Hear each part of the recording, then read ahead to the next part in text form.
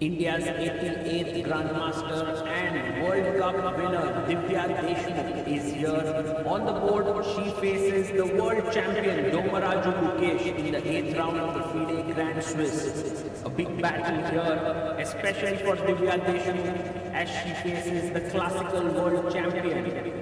Gukesh has had tough 3 rounds before this one. He lost 3 back-to-back encounters against Abhimanyu Mishra, Nicholas Theodore and Edis Gurel. And Divya, on the other hand, has been super solid in this event. She managed to beat Velimir Ilic, Amin Basim, and she's actually half a point ahead of Gukesh. So she has down-voted here to play against Gukesh, who is on 3 points out of 8. Divya, 3 points out of 7. Divya is on 3.5 points. And by the way, both Gukesh and Divya know each other quite well from a very young age. In fact, this is their second classical encounter. The first one was back in the day. I think they were just 12 years old or so when they played in the Mumbai tournament, which was IIFL wealth at that point. So Gukesh, with the white piece, he will surely be looking to win this one. Meanwhile, for Divya, if she manages to beat Gukesh, it will be a huge win. In fact, the research suggested that a female player beating a classical world champion who is the reigning world champion has actually not happened.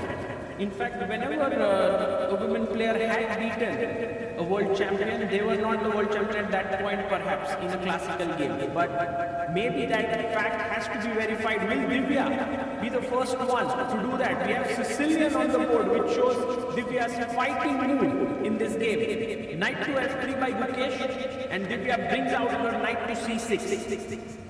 And now will we see the open Sicilian with d4, or will Gukesh go for the Rosolimo? He goes for the Rosolimo with bishop to b5, putting pressure here, pawn to e5 play.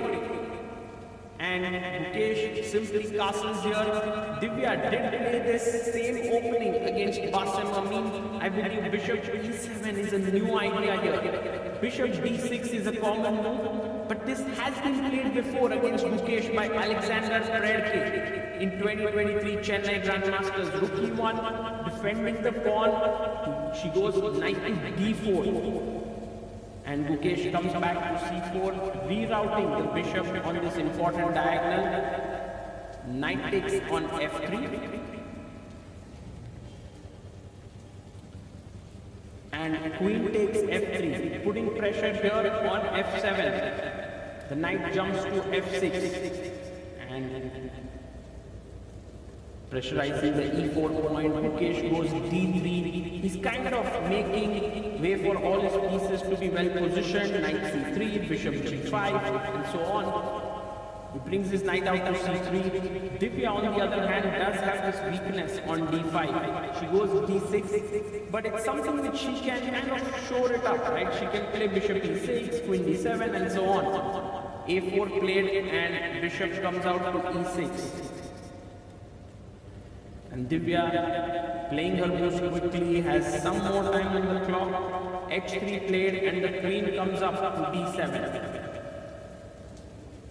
a5 played, trying to gain more space on the queen side. a6 could be an idea here. Rook a d8. Maybe she's angling for the d5 play. Not so easy to play d5 because the e5 pawn would become weak. So Divya goes h6, both players making slight improving moves here to figure out the way forward. It's a slow-moving game. Queen e2 with the idea of f4 now. And Divya goes knight e8. I like this maneuver. She wants to put her knight on c7, also try for f5 whenever the opportunity presents itself. f4 played by Gukesh. And now this gives Divya some breathing space. Could have played a6 and kept that game in the similar kind of structure, but after f4, pawn takes pawn, bishop takes pawn. Now we will see that bishop can come out on the f6 square. And the bishop would be very well positioned on the long diagonal. So bishop to f6 is played, and there's pressure on this diagonal. He goes pawn to e5. Now, this move is pretty interesting by Gukesh because in a way it kind of equalizes the space in the center, right? It just takes away the d6 pawn for the e4 pawn. But what Gukesh feels is that his pieces are much better positioned for this opening of the position, especially the knight on c3, which can jump into d5 and e4 while the knight on e8 is a bit passive. Divya goes in and gives a check. Now, Gukesh takes the queen takes queen, pawn takes, which attacks the knight on c3, and you go knight to e4. And Gukesh is better because the queen side pawns can start moving, bishop comes to d5,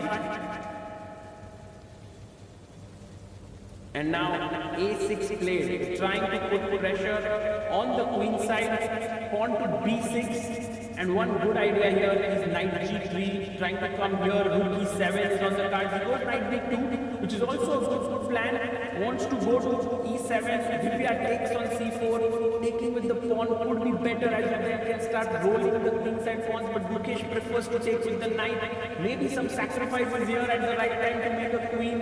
Rook goes to d7, wow. And stopping rook e7 here. Gukesh goes knight to e5, attacking the rook, and rook d6 an important move because if you went rook c7, there was rook a4 attacking d4. So rook d6, knight comes back to c4, and Divya comes back to d7. The position is even. Will Gukesh go for a draw? Not really. He's playing on king f2. He wants to fight, and I guess that's a decent decision. Although Divya's position now looks pretty good. Knight c7. Knight is keeping a pressure on the a6 pawn. Rook jumps in to e5. And here, rook to c8. Rook starts putting pressure on the c2 pawn as well. King e2 played. And next now you can push the pawn to b5,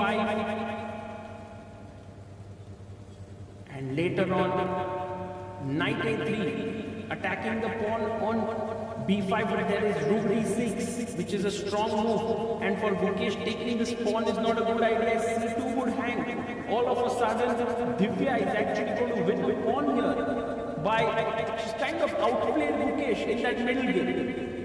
Although Gukesh brings his rook to f1 now, he is threatening the b5 pawn. A very good move could be rook e6 or rook g6, but b4 played. And this helps the knight to come back to c4. Rook goes to e8, offering a trade of rooks. Rook takes rook, knight takes rook. Divya playing this in classy manner, one must say that. She's right now a pawn up in the position, but Gukesh is going after the d4 pawn, which cannot be protected actually.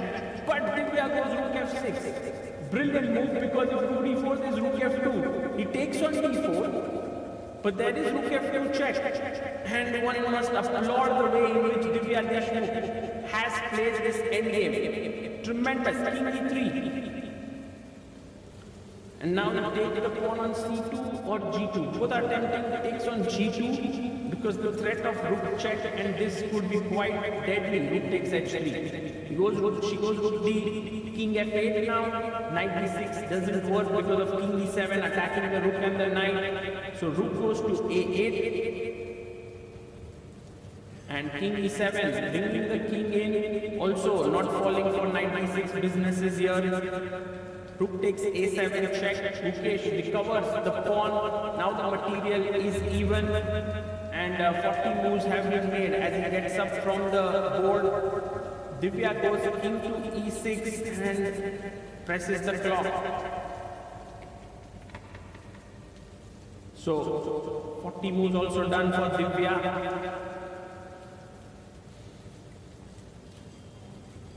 And now Gukesh goes rook a6. He gives a check. King comes up to e7. Pawn to c3.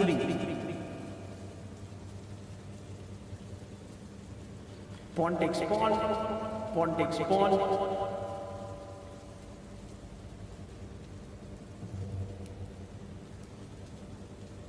And now Divya goes rook g3. This actually now starts putting pressure on these pawns. The h3 pawn is falling. And you know, it could very much happen that Divya Deshmukh might start pressing for a win here. Gukesh taking risks, and this has been kind of the trend that has happened in other games as well, where Gukesh had an equal position, but then pressed too hard and lost. And Divya calmly brings her knight forward. And Gukesh goes knight to f5 check. King f8, maybe here, king e8. And the point is, if you take on g7, but Gukesh goes rook b6, it's a mistake. Knight g7 was much better. g6 now, and Divya is actually getting a huge advantage. g6, knight has to go to d6, and then king e7, and she's doing well, but instead she goes knight e6 check, and that wasn't the most accurate move there by Divya. King c4.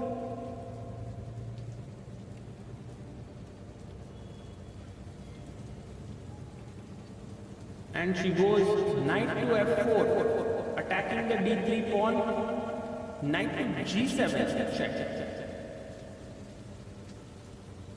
and king to d7, rook b5, played, and rook takes pawn, taken here. He takes the pawn on d3, rook f5, attacking the knight and the pawn here on f7, and rook g3 played. Ooh, that's a classic attacking here. Rook takes f7 check, and the material is now too low for even trying to win here for Gukesh, and Divya also cannot win it here. But let's see now, still a few more moves. At f5, she goes knight to g6, threatening a check to win the rook. So Gukesh goes rook to a7,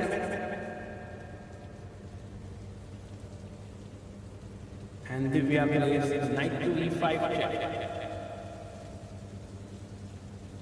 King comes up to d5, and here Divya decides to sacrifice her knight to go into a rook knight versus rook endgame. And interesting choice by her, it's move 56. Because Gukesh will definitely play out his endgame till the very end. He would love to put some pressure here, but it's clear that Divya knows the side with knight and rook have managed to win king g5. And one good example of that is Judith Polgar's battles again. There was one game against Gary Kasparov which she had lost. That was a rapid game, and I think in general with 30 seconds extra per move, it's very difficult to go wrong here. We are now on move number 9, rook f4 check, king comes to g3, and king f5. Goes rook a8, check again to the king, king g2,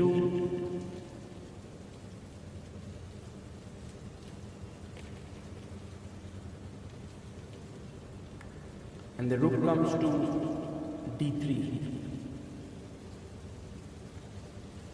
Black also brings the rook here, trying to cut the king off.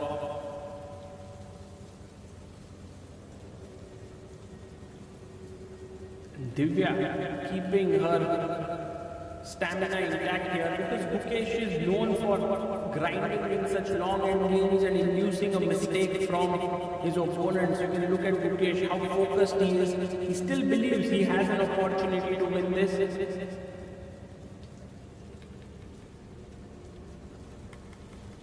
Rook goes back. Now check. King comes to g2.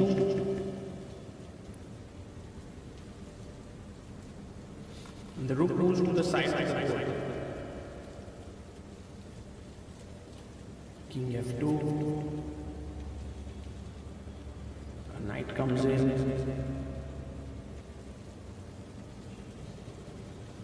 King to e2. And well, he's trying to get it closer. A check, but the knight can block it now. And Divya can escape with the king here. King d2.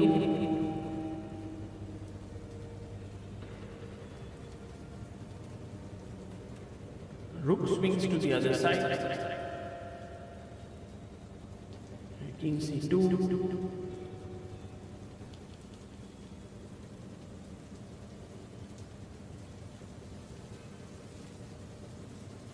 And king d4, offering a draw here. Divya accepts it, a handshake. What a big game for Divya Deshmukh, drawing against the classical world champion Gukesh. And well, look at their expressions. Both are pretty much exhausted after this long struggle.